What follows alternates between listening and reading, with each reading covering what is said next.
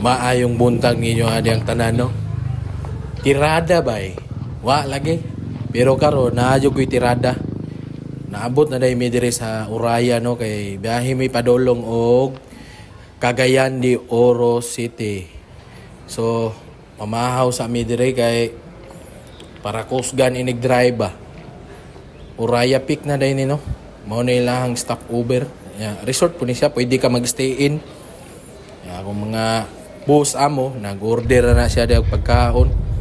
Yeah. Kung man naman may kaon, biyahe na po tanaw. Mao day ning dalan padog San Fernando Bukidnon, gikan sa Talaingon. Nindot ng dalan re mingaw, pero layo-layo lang yun siya biyaheon kung kumpara nimo siya sa Davao, Quezon to Malaybalay, Cagayan de Oro. Pero solid man gyapon bisag layo-layo siya kay dili kayo siya crowded ba.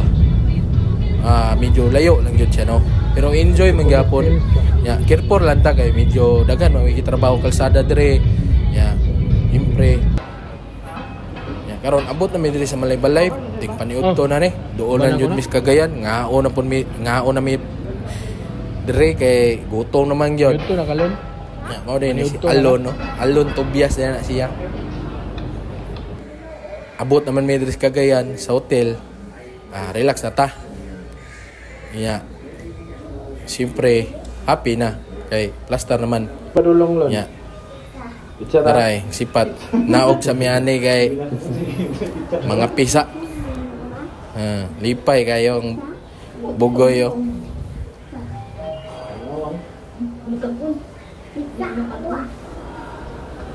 Pizza daw. Ano si Alon? Gawa sa midri.